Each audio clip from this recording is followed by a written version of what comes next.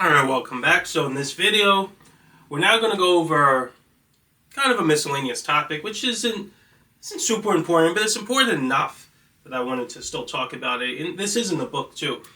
But I wanted to talk about the myth of the absolute focus, right? And what I'm basically referring to that is basically just this first point here, so I'll go right into it.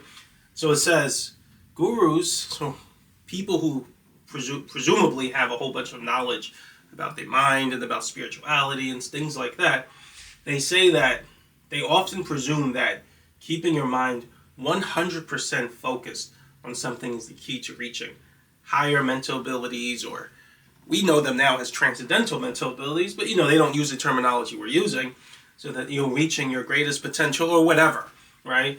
So normally this would be something they talk about in context of meditation, right? I remember, and to be fair, I don't know if it's just me. Maybe I'm misinterpreting what they say. But I remember when I was younger, right? I remember when I was younger, and I was trying to astral project. So when I was like maybe 17, 18, I was really into trying to astral project, which now I know how to do is pretty easy. It's just a form of transcendental control. We don't talk about astral projection in the book because I don't really believe in that. We'll talk more about that type of stuff later. But astral projection is this type of psychic ability, and like I said in the beginning, you don't want to use psychic abilities without God's permission, right? So if you don't know how to talk to God and receive messages from Him, then you shouldn't be anywhere near psychic abilities, including astral projection. So I don't believe in doing that stuff. I could do it if I pray to God and it's His will for me to do that. Then I can do it in a sanctioned way where I wouldn't have to worry about anything. But I don't really have any interest in that. But anyway, when I was younger, I did try to astral project a lot, right? And so what I would constantly do, is keep my mind, exactly like it says, 100% focused on the thought of trying to project, right? And first of all, it didn't work at all, right? So, but what I kept trying to do, what ended up happening when I kept trying to do that, and I didn't really know this type of stuff at the time, right? But what ended up happening is I actually started to develop a little bit of insomnia, right? Like it started to be hard for me to sleep. So that actually is the point I'm getting here, that I talk about here. Excuse me, that's the point I'm talking about here. But what I ended up learning from that experience, I think I tried something similar years later, when I actually was practicing to control my subconscious. I kept trying to keep my mind perfect. Oh, that's right. When I was learning how to control my chi, right, I did the same thing. I was trying to charge it by keeping my mind 1,000,000% still, right? And charging a chi is super easy, but I didn't know how to do it at the time. But and then I would get the same thing. I would start to get insomnia, and it would start to be hard to sleep. So what am I getting at here?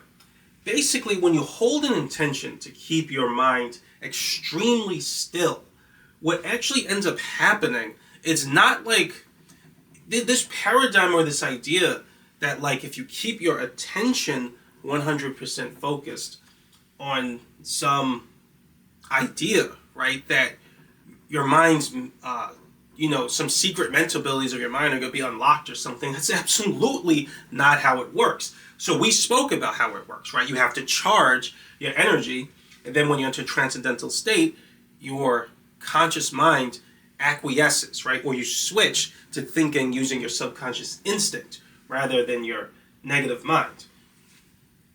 And you keep expressing thought using your instinct, and as it keeps charging, your instinct will express subconscious action or subconscious thoughts much more strongly or powerfully, right? So just keeping your attention fixed on something doesn't do anything, right? But that's what I used to do. And what I ended up realizing once I knew all of these rules is that when you hold your attention on something and you hold the intention to keep your mind 100% perfectly still, right? What actually ends up happening is your subconscious actually starts to charge, right? So when you hold the intention to keep your mind still, you're still going to enter a transcendental state after 7 to 10 seconds. And what ends up happening is your subconscious, your subconscious instinct, right, it charges in a way that compels your conscious mind to stay still, right, because that's what your intention is saying. And so what ends up happening is as you keep holding that intention to keep your attention still, perfectly still, not moving or thinking about anything else, but just keeping it 100% still in place, focused on that one thought or one idea, when that happens, your subconscious will actually charge to keep your mind still. And that feeling, now remember what I said, is that the frequency of your subconscious mind is associated with the command component of your intention. So when you hold the intention to keep your mind still, that actually also causes your subconscious to switch to a frequency. And what I've learned is that frequency, which you can almost call the stillness frequency, it doesn't feel like anything, right? Which kind of makes sense, right? It feels very similar to negative memory. That's what I want to talk about here. So just to read this point, it says holding the intention to keep your mind extremely still will charge your subconscious in a way that feels like the buildup of negative memory. So negative memory, as it builds up, prevents you from entering a transcendental state, keeps your mind in its ground state, and it's harder to feel a lot of emotion when you're focused on something that has a lot of negative memory.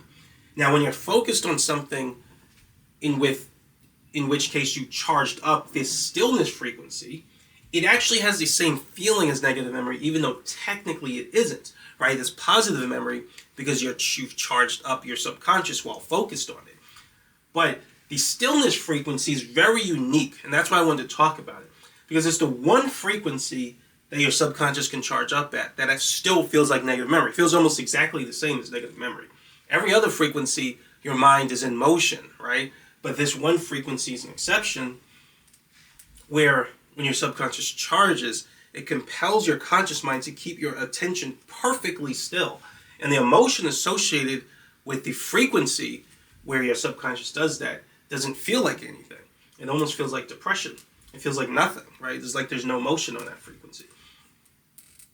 And so it is a myth, right? In fact, or I should say it, we'll talk more about passive memory because it's a passive memory concept, which you talk about in the next chapter. But suffice it to say, when you charge that stillness frequency like crazy, what ends up happening is when you try to go to sleep, this used to happen to me too. When you try to go to sleep, right, your body stops charging your subconscious at the ground state level. And what ends up happening is your subconscious flows, right? So it's like free. It's like it leaves. It's like it's in a state of a solid when you're in this ground state. And then when your subconscious stops charging it, it goes into like almost like a liquid state. So it flows more easily, right? And that's why your mind and your intention, your thoughts are kind of all over the place, and that allows you to enter a dream. But if you charge the stillness frequency, when your subconscious stops charging the ground state, then your subconscious is still charged up at the stillness frequency. So it's very hard to sleep because your mind doesn't race, it doesn't move all over the place. It just literally stays still. So when this used to happen to me, I was charging that frequency to just stay perfectly still. I would go to sleep, right? My attention would start to drift, and then I would feel this like urge to just keep my mind still and focus my attention. So it would like wake me back up, right? Which wasn't good, right? So it wasn't good. And I had to wait for that charge to discharge, right? And lose the energy. And so, so I just want to mention that to say that this is important, that you don't want to try to keep your attention perfectly 100% still on anything to reach higher mental abilities. That isn't how it works. That's just a myth. That has nothing to do with, how the subconscious works and using your expanded mental abilities. To charge your subconscious properly, your attention must stay in motion.